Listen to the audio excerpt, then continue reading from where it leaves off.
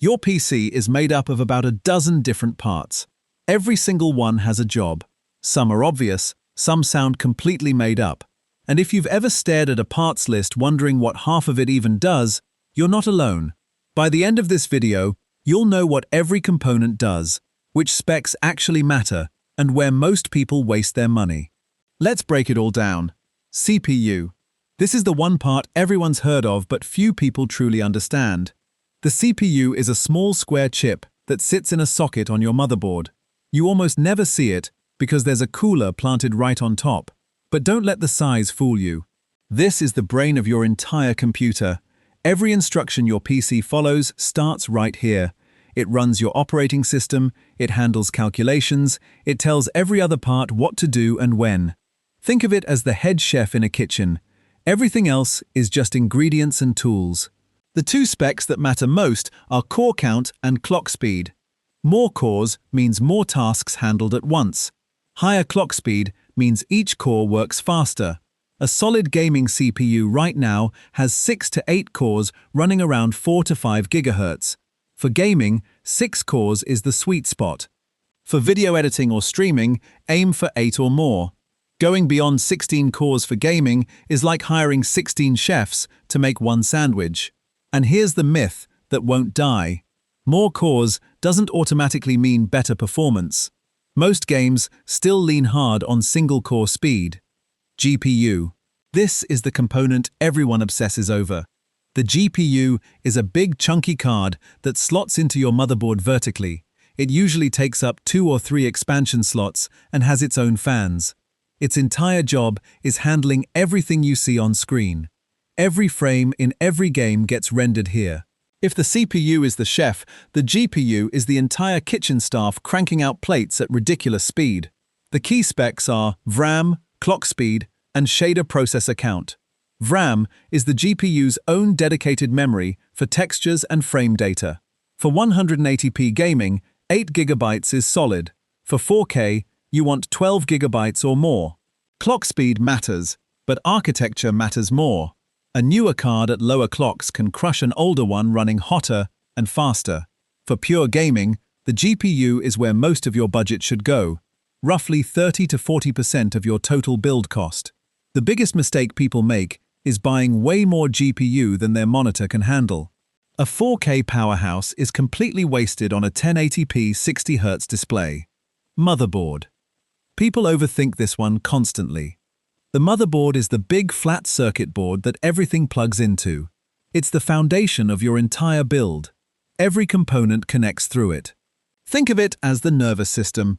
It doesn't do the thinking, but nothing communicates without it. The key specs are chipset, socket type, and form factor. The socket has to match your CPU. AMD currently uses AM5. Intel uses LGA 1700 or LGA 1851, depending on generation. Get this wrong, and literally nothing fits. The chipset determines your features. Higher-end chipsets mean more USB ports, more PCIe lanes, and overclocking support. Form factor is the physical size. ATX is standard. Micro ATX is smaller. Mini ITX is tiny. Match it to your case. The biggest mistake is overspending. A $400 motherboard won't make your games run faster than a $150 one with the same chipset. Unless you need very specific features, mid-range boards are the move. Fancy RGB on a motherboard is like putting racing stripes on a minivan. RAM. RAM stands for Random Access Memory. It's those slim sticks that click vertically into your motherboard. You usually see 2 or 4 of them. RAM is your PC's short-term memory. It holds whatever your computer is actively working on right now. Think of it like counter space in a kitchen. The bigger the counter, the more ingredients the chef can spread out and grab instantly. The CPU pulls data from RAM constantly, so speed here matters. The key specs are capacity, speed, and generation. Capacity is measured in gigabytes. 16 gigabytes is standard for gaming right now. 32 gigabytes gives you room for heavy multitasking.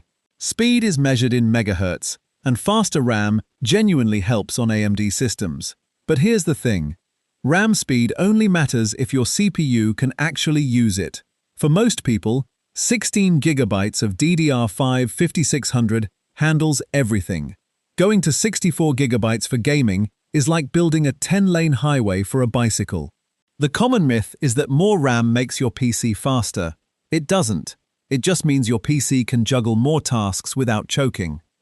SSD. If you want your PC to feel fast, this is where it starts. An SSD is a solid-state drive.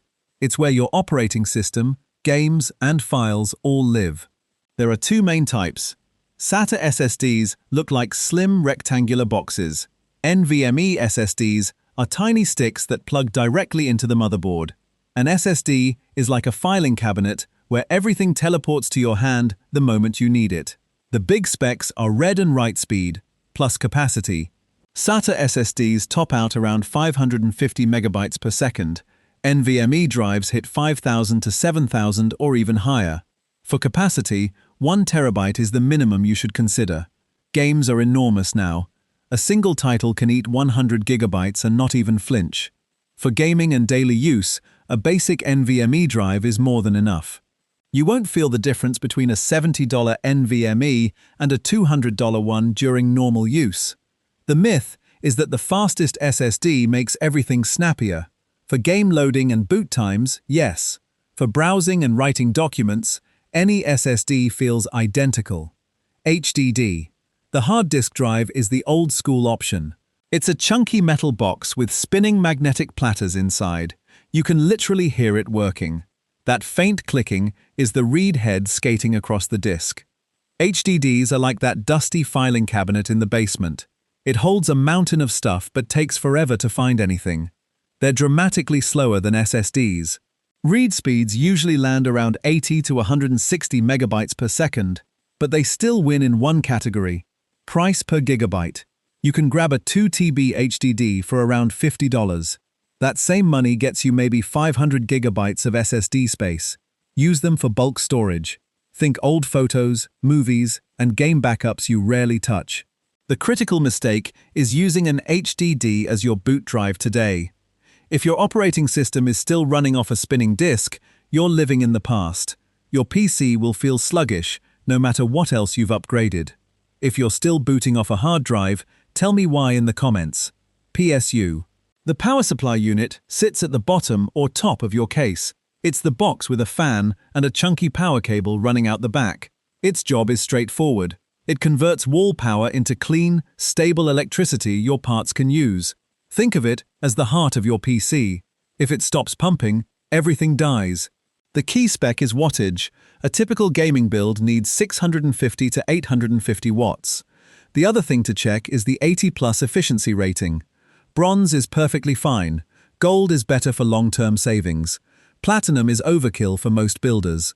Go modular if your budget allows. Modular PSUs let you plug in only the cables you need. Less clutter, easier building experience. The one thing people get dangerously wrong is cheaping out here. A bad PSU can fry your entire system in one surge. This is the component you never want to go bargain bin on.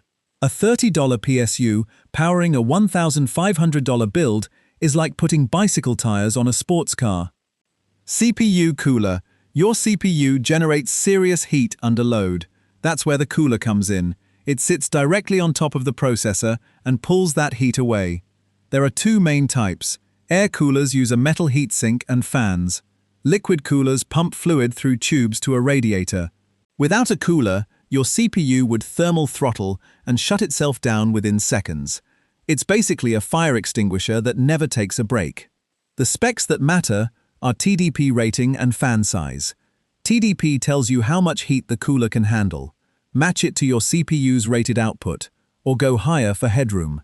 Bigger fans move more air at lower RPM. That means quieter operation. For most builds, a solid $30 to $50 air cooler handles the job perfectly.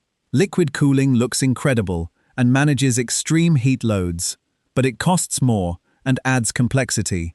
The myth is that you absolutely need liquid cooling for gaming. You don't. A quality air cooler tames most gaming CPUs without breaking a sweat. Save the liquid loop for overclocking or showing off. Thermal paste. This is the part nobody thinks about until something goes wrong. Thermal paste is a gooey compound that goes between your CPU and your cooler. It's usually gray and comes in a small syringe. Its job is filling the microscopic gaps between two metal surfaces. Without it, tiny air pockets form. Air is a terrible heat conductor.